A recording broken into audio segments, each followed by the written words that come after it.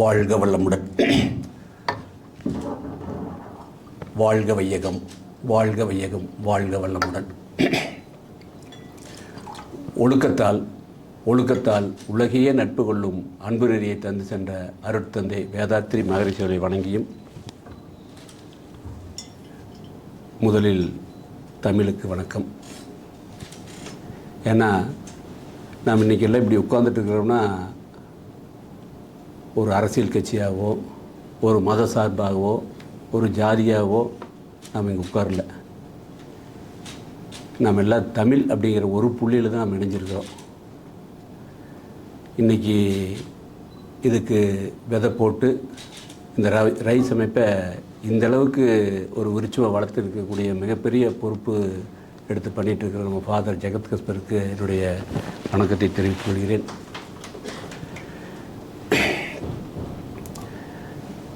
ஜெகத் கஸ்பர் தமிழில் திருவாசகம், திருமூலர், இது எதை எடுத்தாலுமே மனப்பாடமாக புக்கில் இருக்கிற அத்தனையுமே விக்கிபீடியோடு பேசிகிட்டே இருப்பார், படித்து பாடிட்டே இருப்பார். எங்களுடைய 15,000 வேதாத்தினுடைய பேராசிரியர்களுக்கு கிளாஸ் எடுக்கிற இவர். ஏதாவது தொய்வாகி போச்சு அப்படின்னா, ஃபாதர் ஒரு மணி நேரம் வந்து பேசிட்டு போகணும் அப்படின்பா. கிளாஸுக்கு வந்து அவங்களெல்லாம் ஃபைன் டியூன் பண்ணி கரெக்டாக அந்த ஒரு சிஸ்டத்துக்கு கொண்டு வந்து டியூன் பண்ணி ஒரு மோட்டிவேஷன் பண்ணிட்டு போவார். அவருக்கு வேதாத்திரின் மேலே எந்த மீட்டிங் போனாலும் சரி, வேதாத்திரத்தை இப்போ பேசுகிற மாதிரி மகரிஷியை அவ்வளோ உயர்வாக பேசுறதில் எங்களுக்கு ஒரு பெரிய மகிழ்ச்சி. வாழ்த்துறை வழங்கி அமர்ந்திருக்கக்கூடிய கருணாநிதி திருப்பூர் வாழ்க வளமுடன் அமைப்பினுடைய மண்டல தலைவர் கருணாநிதி, அது இந்த கூட்டத்துக்கு மிகப்பெரிய சிறப்பு. அதுபோக எக்ஸ்போர்ட்டில் நிறைய பிரச்சனைக்கு அவர் தீர்வு காணக்கூடிய தலைமையில் போட்டிருக்காங்க. அவருக்கு அந்தளவுக்கு ஒரு பொறுப்பும் கடமையும் மிகுந்தவர். அவர் வாழ்த்ததுக்கு அவருக்கு என்னுடைய வணக்கத்தை தெரிவித்துக் கொள்கிறேன். இந்த ஐடிசி ஹோட்டல் ஃபார்ச்சூன் பார்க்குடைய உரிமையாளர் செல்வராஜ் அவங்க தமிழ்ச்சங்கத்தை திருப்பூரில் நடத்திட்டு வர்றது மட்டும் இல்லாமல், அமெரிக்காவில் கடந்த ஒரு 25-30 ஆண்டாக இருக்கும்னு நினைக்கிறேன், ஒவ்வொரு வருடமும் தமிழ் சங்கத்துடைய பெட்னாவுக்கு இங்கிருந்து அவர் சொந்த செலவில் போயிடுவார்.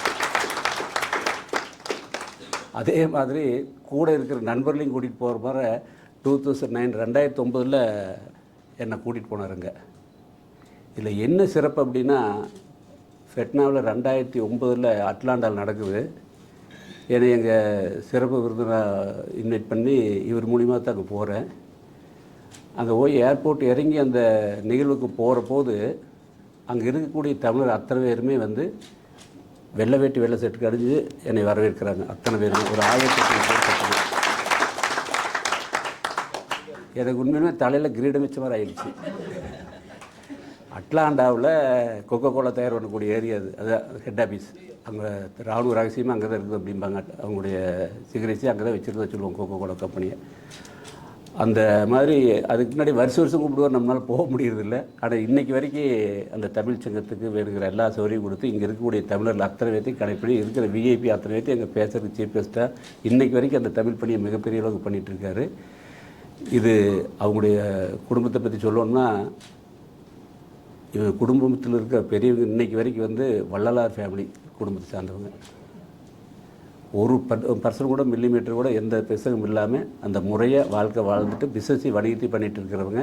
இந்த ஆரம்பிக்கிற கூட நான் கேட்டேன், எனக்கு இந்த இன்வெஸ்ட்மெண்ட் இவ்வளோ போட்டு இவ்வளோ பெரிய ஹோட்டல் கட்டுறீங்களே, ஒரு 4 நாள் வட்டி கூட கட்டுப்படி ஆகாது, இது கட்டுப்படி ஆகுமா, எதுக்கு இதை பண்ணுறீங்க அப்படின்னு. அதுக்கு அவர் சொன்ன வார்த்தை, திருப்பூருக்கு இவ்வளோ பெரிய எக்ஸ்போர்ட் வியாபாரம் பண்ணுறோம், இவ்வளோ பிஸ்னஸ் பண்ணுறோம், வந்து பையர் வந்து உட்காருக்கா, வர ஏதாவது டொமஸ்டிக் வந்த பையர் வந்து உட்காருக்கு வந்து தங்கிறதுக்கு சரியான இடம் கிடையாது. இந்த ஹோட்டல் அதுக்கு ஒரு தளமாக இருக்குது அப்படின்னு சொல்லி ஆரம்பித்தார். அது திருப்பலாம் கடை கூப்பிட்டு பண்ணாங்க. இதுக்கு நம்ம வந்து இதை எதுக்காக சொல்ல வர்றோம் அப்படின்னா, எல்லாமே ரெவ்யூ. ஃபாதர் சொன்னார், யாரோ ஒருத்தர் பெரிய தொழிலதிபர் வந்து ரெவ்யூ பார்க்க வேண்டாம்னு சொல்லிதான் சொன்னீங்க, ரெவன்யூ பார்க்காத பிஸ்னஸ் பண்ணுங்க அப்படின்னு சொன்னார். செல்வராஜ் வந்து இன்றைக்கி இந்த ஹோட்டலில் ரெவ்யூ பார்க்கல, திருப்பூரோட ரெவ்யூ அதிகமாகணுங்கிறதுக்காக ஆரம்பிச்சு. மகேந்திரன் வரவேற்புரை வழங்கிட்டு அமைதியாக இருக்கார். ஆனால் எப்போ திருப்பூரில் இந்த தேதியில் முடிவு பண்ணாங்களோ அன்னையிலேருந்து ஃபாலோ பண்ணி நான் ஒரு ஃபோன் எடுக்க முடியல, ஒரு கும்பல் மட்டும் தான் போட முடிஞ்சுது.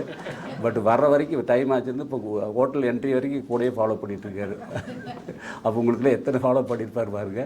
ஏன்னா இந்த மாதிரி ஒரு ஆர்வம் இருந்தால் தான் இந்த சபையெல்லாம் நம்ம கூட்ட முடிவு பண்ண முடியும். எல்லாத்தையுமே இப்படி எல்லாமே அமைஞ்சிருக்காங்க. அரசியல் வந்திருக்காங்க. எங்கள் ஏரியாவில் கருமலை தான் குடியிருக்காரு. எங்கள் இடம் வந்தால் அவர் தான் ஃபஸ்ட்டு வாங்குவார்.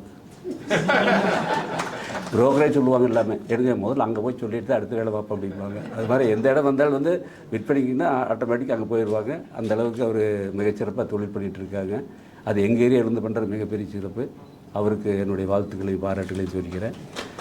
இது போக ரைஸ் அமைப்பில் இருக்கக்கூடிய அமைப்பில் சேர்ந்திருக்கக்கூடியங்க பொறுப்பாளர்கள், தொழிலதிபர்கள், தொழில் முனைவர்கள், நீங்கள் எல்லாமே இதுக்கு வந்திருக்கிறதுக்கு என்னுடைய இனிய மாலை வணக்கத்தை தெரிவித்து வாழ்த்துக்களையும் சொல்லிக் கொள்கிறேன். வாழ்த்துக்கள். வாழ்க வளமுடன்.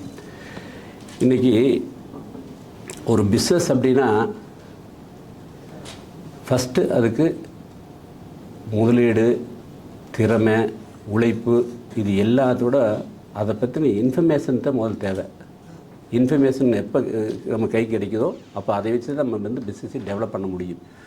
அதற்கு ஒரு மிகப்பெரிய ஒரு தளவாடத்தை அமைச்சிருக்கிறது இந்த ரைஸ் அமைப்பு. இன்றைக்கி கிட்டத்தட்ட உலகத்தில் இருக்கிற பெரிய பெரிய நாட்டு, சுவிட்சர்லாந்து, மலேசியா, துபாய், யுஏஇ எல்லா பக்கமும் இந்த மீட்டிங் போட்டு தமிழெல்லாம் இணைச்சி இன்றைக்கி ஒரு மிகப்பெரிய ஒரு அமைப்பாக வந்துடுச்சு. இன்றைக்கி மிகப்பெரிய தொழிலதிபர்கள் எல்லாம் இருக்கிறாங்க. இந்த வருடம் ஜனவரி 9ஆம் தேதி நமக்கு சென்னையில் நடக்கிற மாதிரி ஏற்பாடு பண்ணியிருக்காங்க. இதெல்லாம் ஒரு சாதாரண வேலை இல்லை. எனக்கு கிட்டத்தட்ட உலகம் முழுவதும் இருக்கக்கூடிய தமிழர்கள் எல்லாருமே வந்து அது நம்ம தமிழ்நாட்டில் நம்மளுடைய தலைநகரத்தில் நடக்கிற போது எல்லாருமே வந்து ஏதாவது நம்ம நாட்டுக்கு பண்ணணும் அப்படிங்கிற நோக்கத்தோடு வர்றவங்க கிட்டத்தட்ட 90% இருப்பாங்க. அவங்களெல்லாம் பார்க்குறதே நம்மளுக்கு ஒரு பெரிய பாக்கியம். அவங்களோட பேசுறது அதோட மிகப்பெரிய பாக்கியம். இன்றைக்கி ஃபாதர் சொன்ன மாதிரி வந்து ஃபாதரே வந்து இந்த அமைப்பை எந்த எதிர்பார்ப்பும் இல்லாமல் இந்த தமிழினம் பொருளாதாரத்தில், வாழ்வாதாரத்தில் உயர்வுங்க ஒரே நோக்கத்தோடு இது பண்ணிகிட்ருக்காங்கிறது உங்களுக்கு எல்லாம் தெரிஞ்ச விஷயந்தான். பட் வர்றவங்க அத்தனை பேருமே வந்து அவங்க சொந்த செலவில் வந்து நம்மளுக்கு ஏதாவது ஹெல்ப் பண்ண முடியுமா அப்படிங்கிற வரும்போது ஏதாவது வாய்ப்பு நம்மளுக்கு எல்லாம் கிடைக்கிறதுக்கு வாய்ப்பு இருக்குது. அதையெல்லாம் நீங்கள் சரியாக உபயோகப்படுத்திக்கிங்க. இதை நான் இன்றைக்கி உங்களுக்கெல்லாம் கேட்டுக்கொள்கிறது. இன்னும் அந்த சென்னை மாநகரத்துக்கு நடக்கக்கூடிய அளவுக்கு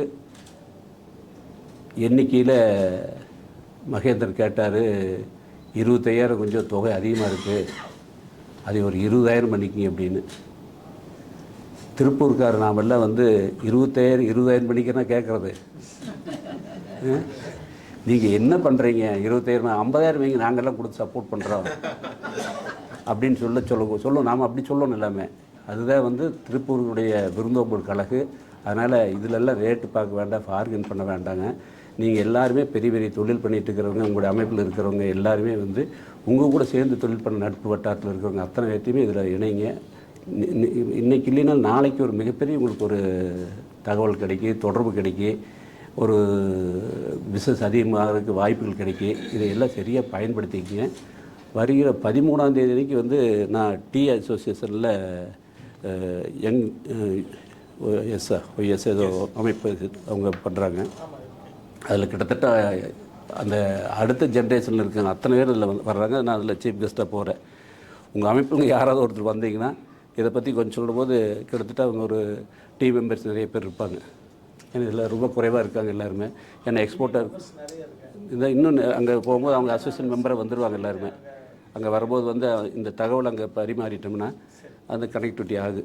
இப்போது கருணாநிதி சொல்கிற மாதிரி வந்து எல்லா பக்கமும் போய் தகவல் சொன்னால் தானே, தகவல் போனால் தானே வருவாங்க, இன்ஃபர்மேஷன் போனால் தானே வருவாங்க. அது மாதிரி தொழில் இருக்கிறவங்கெல்லாம் வர்றதுக்கு வாய்ப்பில் இருக்குது. 13ஆம் தேதி சாயந்தரம் 5:30 மணிக்கு நான் அந்த ஃபங்க்ஷனுக்கு போகிறேன். நான் தான் சீஃப் கெஸ்ட்டு. அதனால் நீங்கள் அங்கே வந்து கரெக்டாக ஆமாம் அதை செந்தில் பார்த்துக்கு நிறைய உங்களது அமைப்பை வந்து கரெக்டாக அங்கே அறிமுகப்படுத்தணும்னா முடிஞ்ச ஃபாதரே வந்துட்டு அதை விட ரொம்ப நல்லது. டீலுக்கு அத்தனை அசோசியேஷன் அங்கே இருக்காங்க. நல்லாயிருக்கு. பட் இது சரியாக பயன்படுத்திக்கலாம். இதை விட மிக முக்கியம் என்னென்னா, ஃபாதர் சொன்னார், உலகத்தில் வந்து அதிகமான பாப்புலேஷன் இருக்கிற நாடு நம்ம இந்திய நாடு. இந்தியாவில் கன்சம்ஷன் ஆகிற அளவுக்கு வேறு எந்த நாட்டிலையும் இல்லை. இன்றைக்கி ஆப்பிளே வந்து அதிகமான சேல்ஸ் இந்தியாவிலே தான் இருக்குது. எக்ஸ்போர்ட் பிஸ்னஸோட வந்து டொமஸ்டிக் பிஸ்னஸ் பண்ணுறதுக்கு மிகப்பெரிய வாய்ப்பு இருக்குது. இன்றைக்கி எல்லாமே யாரோ ஒரு பிராண்டில் சொன்னார், ஆசீர்வாதுக்கு நான் தான் பண்ணி கொடுக்குறேன் அப்படின்னு சொன்னார். நாம் வந்து உலகத்தில் இருக்கிற அத்தனை பிராண்டுக்கு நாம் தான் பண்ணி கொடுத்துட்ருக்குறோம். நாம் இன்னும் ஓன் பிராண்டுக்கு போகல. மிகப்பெரிய வாய்ப்பு இருக்குது. அதுக்கெல்லாம் முயற்சி பண்ணுறதுக்கு இந்த தமிழ் தளவாடத்தை கரெக்டாக உபயோகப்படுத்துங்க எல்லாத்தையுமே. ஒரு எக்ஸ்போர்ட்டுக்கார் சொன்னார், ஏதோ நான் துபாயில் கடை வச்சுருக்கிறேன், நான் உலகம் முழுதும் போகணும் அப்படின்னாரு. இந்த ஃபயர் எல்லாத்துமேலும் இருக்கணும் ஃபஸ்ட்டு. ஏன்னா நம்ம ரத்தம் அப்படிப்பட்டது. உலகம் முழுவதுக்கு நாகரிகத்தையுமே கலாச்சாரத்தையுமே வணிகத்தையுமே இன்றைக்கி கொண்டு போய் சேர்த்துனது முதல் ஆள் நாமளாக தான் இருப்போம். ராஜசாரோட கரிகாலம் எல்லாம் பார்த்தோன்னா கிட்டத்தட்ட வந்து வியட்நாம் அந்த ஈஸ்ட் சைட்லாம் போனோம்னா அந்த வரைக்கும் அவங்க நாடு போயிருக்காங்க, எல்லாத்தையும் பண்ணியிருக்காங்க. அங்கே இருக்கிற தங்கத்தை கொண்டு வந்து தஞ்சாவூர் கோபுரத்துலேயே எல்லாம் பண்ணியிருக்காங்கன்னு சொல்லுவாப்புல எல்லாத்தையுமே. அதெல்லாம் வந்து இந்த முகமது கொள்ளையிலெல்லாம் போயிடுச்சு அப்படிம்பாங்க. அதனால் உலகம் முழுவதும் நாகரிகத்தையும் வணிகத்தையும் கொண்டு போய் கப்பல் வணிகம் பண்ணதுடைய பரம்பரை நம்ம எல்லாருமே. இது எல்லாமே வந்து தெரிஞ்சோ தெரியாத நம்ம திருப்பூருக்கு ஒரு எக்ஸ்போர்ட்டுங்கிற பிஸ்னஸ்ஸு 1980க்கு மேலே வந்துடுச்சு. அதனால் திருப்பூர் இந்தளவுக்கு வளர்ந்துருச்சு. சாதாரண ஒரு கிராமம் இருந்தவர் வந்து எக்ஸ்போர்ட் வந்த காலத்து இந்தளவுக்கு வளர்ந்துருக்கு. இன்றைக்கி டொமஸ்டிக் பிஸ்னஸும் இன்றைக்கி நல்ல முறையை பண்ணிகிட்ருக்கிறதுனால நீங்கள் இந்த சென்னையில் தலைநகர் நடக்கக்கூடிய இந்த அமைப்பினுடைய சங்கம கூட்டம் 3 நாள் நடக்குதுங்களா? 3 நாள் நடக்கிறோம். 3 நாளும் அங்கே கலந்துக்குங்க. அதாவது நான் எல்லாத்தையும் சொல்கிறது ஒரே வார்த்தை தான் சொல்லுவேன். எல்லா மோட்டிவேஷன் பண்ணுவேன். காலேஜ் போய் பேசினாலும் சரி, எந்த தொழில்கிட்ட போய் பேசினாலும் சரி, நான் சொல்கிறது ஒரே ஒரு வார்த்தை என்னென்னா, லாபத்தை குறிக்கோளை வச்சு வியாபாரம் பண்ண ஆரம்பிச்சிங்கன்னா இந்த ஹால்குள்ளே டோரில் அது ஹால்குள்ளே உட்காந்த மாதிரி வெளியே போக முடியாது. நம்ம எல்லாருமே அதைத்தான் மைண்டில் வச்சுக்கிறோம். லாபத்தை மட்டும்தான் குறிக்கோளை வச்சு வியாபாரம் பண்ணுற போது நம்ம எல்லா தப்புகளையுமே அந்த ஆர்வ கோளாறில் பண்ண ஆரம்பிச்சிடுறோம். கடைசியில் நம்ம எதுக்கு பின்னாடி போகிறோமோ அது இருக்காது. தொழிலை முறைப்படி சரியாக பண்ணணுங்கிற முதல்ல வரையறுத்து அதுக்கு ஒரு எஸ்எஸ்ஓடி சரியாக பண்ணணும். லாபம் வந்து உங்கள் கதவை தட்டு, நீங்கள் அதுக்கு பின்னாடி போக வேண்டியதில்லை. வியாபாரம் உங்கள் பின்னாடி வர ஆரம்பிக்கு. அதுக்கு உதாரணம் வேறு எங்கேயும் போக வேண்டிய ராமராஜ்யம் எடுத்துக்குங்க. எந்த வியாபாரம் பண்ணாலுமே லாபம் சம்பாதிக்கிற நோக்கம்னா இதன் மூலிமா இந்த சொசைட்டிக்கு சமுதாயத்துக்கு நம்ம ஏதாவது பண்ண முடியும் அப்படிங்கிற ஒரு நம்பிக்கை முதல்ல ஏற்படுத்திக்கிங்க. நீங்கள் வியாபாரம் பண்ணுறது நீங்கள் சம்பாதிக்கிறதுக்கு இல்லை, இந்த சமுதாயத்துக்கு வேலை வாய்ப்பு கொடுக்குறோம். சரியான பொருளை சரியான நாளைக்கு கொடுக்கும். சரியில்லாத டாக்டர் போனோம்னா ஆளே போயிடும். சரியில்லாத டாக்டர் போனால் ஆளே போயிடுவோம். நல்ல வியாபாரிட்டு வந்தால் நல்ல பொருள் கொடுப்போம். நம்மளால் நிறைய பேர்த்துக்கு வேலை வாய்ப்பு கொடுப்போம். நம்ம நல்லா இருப்போம், நம்ம குடும்பம் நல்லா இருக்குது, நம்ம ஊர் நல்லா இருக்குது, நம்முடைய இந்தியாவுடைய எக்கனாமிக்ஸே க்ரோத் ஆகுது. இன்றைக்கி 1947 நம்முடைய இந்தியாவுடைய மணி வேல்யூமும் அமெரிக்கா யூஎஸ்எஸ் சேம் ஒரே ஈக்குவலாக இருந்தது. இன்றைக்கி $1 $84 ஆகிட்டுருக்குது. காரணம் நம்முடைய டொமஸ்டிக் பிஸ்னஸ் சுதேசி பிஸ்னஸ் அதிகம் ஆகலை. மேக் இன் இண்டியானா கேவலமாக பார்க்குறாங்க. எப்போ நம்ம மேக் இன் இண்டியா கௌரவம் வருதோ அப்போ தான் வந்து அந்த டாலர் வேல்யூ நம்மளுக்கு ஒன்றாகும். இது மைண்டில் வச்சுக்க எல்லாத்தையுமே. இன்றைக்கி வந்து எக்ஸ்போர்ட்டில் அவங்க என்ன ரேட்டு புக் பண்ணுறாங்க அப்படின்னு பார்த்துட்டு அதை விட நம்ம குறைச்சி புக் பண்ணுறதுக்கு என்ன வழி அப்படிங்கிறத பார்த்து இன்றைக்கி குவாலிட்டி குறைச்சங்காட்டி தான் இன்றைக்கி பெரிய பிஸ்னஸில் நம்மளுக்கு இல்லாத இருக்கிற காரணம். இன்றைக்கி பெரிய பிஸ்னஸ் எல்லாம் வந்து சைனா பங்களாதேஷ் போகுது அப்படின்னா இன்றைக்கி வந்து என்னுடைய அனுபவத்தை சொல்கிறேன். எக்ஸ்போர்ட் பிஸ்னஸ் பண்ணிகிட்டு இருக்குங்கிட்ட வந்து ஒரு 2 லட்சம் பீஸ் டிஷர்ட் வேணும்னா பண்ணி கொடுக்குறங்க ஆள் கிடையாது. ஒரு 5 லட்சம் பீஸ் எனக்கு டிஷர்ட் வேணும் அப்படின்னா ஒரு கம்பெனி கூட இங்கே திருப்பூர் கிடையாது.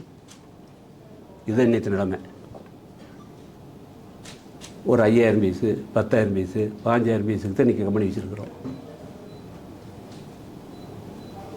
கோவிட் டைமில் வந்து நான் வேட்டிக்கு எல்லாருமே வீட்டில் பர்படாஸ் போட்டு ட்ராக் பேண்ட் போட்டிருக்கும் போது அதையெல்லாம் மாற்றி வேட்டி கட்டை வைக்க கொடுக்குறதுக்கு ஈக்குவல் பண்ணுறதுக்காக டிஷர்ட் போட்டு வேட்டி கொடுக்குறான்னு ஒரு பிளான் பண்ணி தோத்தி அப்படின்னு போட்டு அந்த டிஷர்ட்டாக போட்டு பண்ணேன். ஒரு 5 லட்சம் டிஷர்ட் வேணும்னு பார்த்து திருப்பூரில் இருக்கிற அத்தனை பெரிய கம்யூனிட்டி அப்ரோச் பண்ணேன். ஒரு ஆள்னாலையும் பண்ண முடியல. எனக்கு இந்த டைமுக்குள்ளே வேணும் பண்ண முடியல. பெங்களூர் ஒரு கம்பெனியில் கொடுத்தேன். 45 நாள் பண்ணி கையில் கொடுத்துட்டாங்க. 5 லட்சம் பீஸ் கொடுத்துட்டாங்க பெங்களூரில். அப்போ தான் நான் நினச்சேன் திருப்பூர் வளர்ந்து சொல்கிறேன், இன்னும் எந்த கண்டிஷனில் இருக்குதுன்னு பார்த்தா எனக்கு அது கொஞ்சம் வித்தியாசப்பட்டது. எனக்கு எல்லாமே வாய்ப்புகள் நிறையா இருக்குது, நாம் சரியாக உபயோகப்படுத்துகிறது என்னுடைய இதை நான் டீ எக்ஸ்போர்ட்டில் சொல்ல போகிற வார்த்தை.